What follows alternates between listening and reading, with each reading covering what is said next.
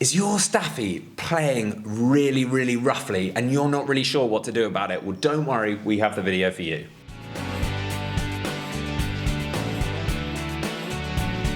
Welcome back to the Fenrir Staffordshire Bull Terrier Show. My name's Joe and I'm a certified canine leader here at FenrirCanineLeaders.com. We are dedicated to helping you learn everything you could possibly want to know about the Staffordshire Bull Terrier and then how to become a high-level canine leader so you can raise your very own. So if you're new here, don't forget to subscribe and turn on that notification bell so you never miss a future upload. The Staffy is a wonderful breed to have around the home, but if they are starting to play quite rough, whether it's with kids or whether it's with dogs, that can be a really serious issue. So today we're going to be tuning into a webinar that the canine behaviourist and founder of FenrirCanineLeaders.com, Will, has recorded all about dogs that are playing rough and how to deal with that situation. So over to you, Will. So here we've got a quick fire webinar for my thoughts and opinions on rough playing with dogs, rough housing, dogs playing rough with each other, dogs playing rough with humans. Just what are my kind of theories, thoughts and principles on these kind of issues, whether you're looking at working in the profession like myself as a canine behaviourist or a dog trainer, or maybe you're just an inquisitive owner and you really want to understand from a little bit of a higher level perspective of what these kind of behaviours mean and how you should think about them.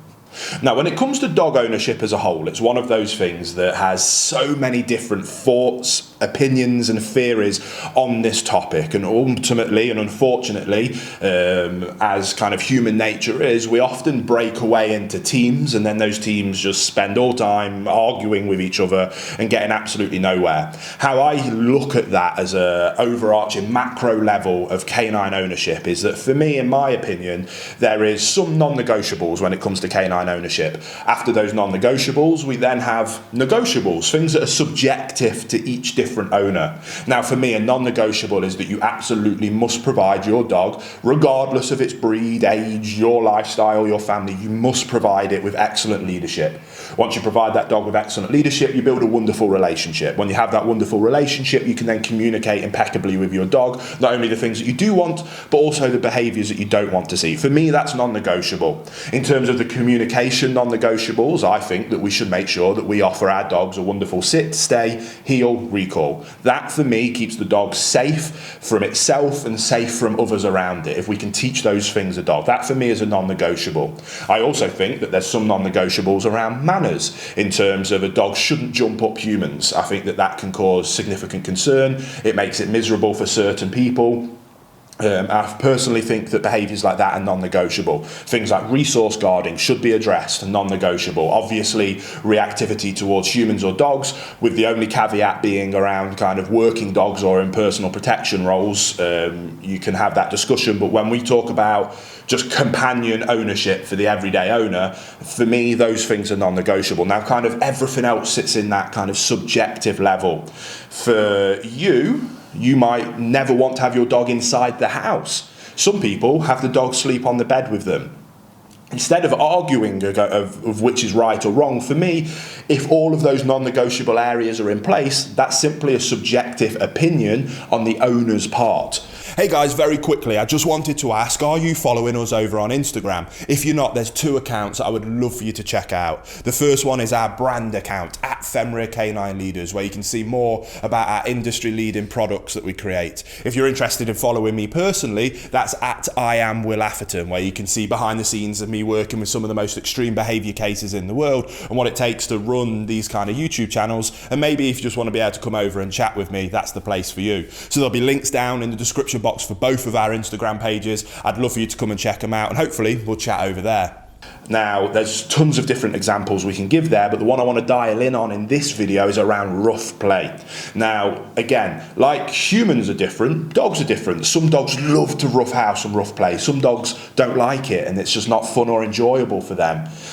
Rough play can go right and it can be a wonderful relationship building tool with you and your dog, or with dogs in a pack. They'll often sometimes rough play if the non-negotiables are in place. And that's the point I want to take away from this mini webinar. I love rough housing with my dogs. I absolutely love it. My wife hates it. She doesn't like to do it. Her subjective idea of living with a dog is to have a dog that's calm, quiet, and in the evening when our boys have gone to bed and she wants to relax, she'll welcome a dog up onto a sofa and she'll have a cuddle with it. Her subjectively, that is fine. And I have no issue with that whatsoever, because all the dogs that live in our house or with us have those non-negotiable fundamentals in place, which then allows us these subjective things. When it comes to rough play, I love rough playing with dogs. Big, powerful, mastiff dogs they're just fun to rough house with, roll around on the floor with them, have a bit of fun with them. If you've got those non-negotiable areas in play, you can instantly make the decision to turn it off and say enough is enough and that it's done. You initiate play as the leader in that dog's life and the leader in that relationship with your dog, and you say when that behaviour is enough and that you want to stop. It really is that simple. If you don't have the ability to stop roughhousing and decide when to start and decide when to stop, then you have a fundamental, non-negotiable problem in your leadership, relationship and communication with your dog. If you are in that category, then I don't think roughhousing is a good idea with your dog. You also need to be able to have that relationship between multiple dogs. So I'll often let my dogs play, and I'll let them play quite rough, and sometimes they become quite vocal with each other. But if I see that one dog is playing a little bit too roughly, or with a dog that isn't really enjoying it, and that dog is looking up to me for guidance and direction, displaying that it doesn't want this to happen, but because of the relationship, I am going to take ownership of that situation and tell the other dog that enough is enough and to leave it alone.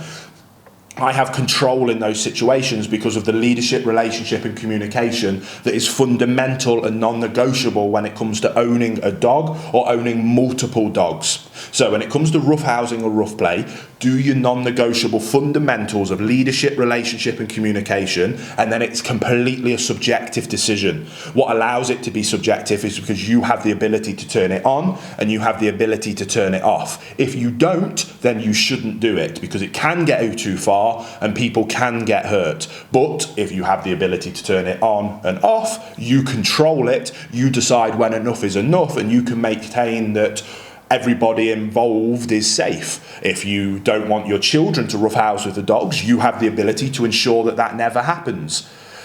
Do you see the point we're trying to make? So I don't want to keep banging on about it, but non-negotiable fundamentals of leadership, relationship and communication with your dog will change everything. That then allows you to make your own subjective decisions on what you deem acceptable with those grey area things, because you have the ability to keep yourself, the dog and everybody else safe and in control. Focus on the fundamentals and everything else is easy, and everybody doesn't have to spend all day arguing on the internet about whose theory and whose approach is right or wrong.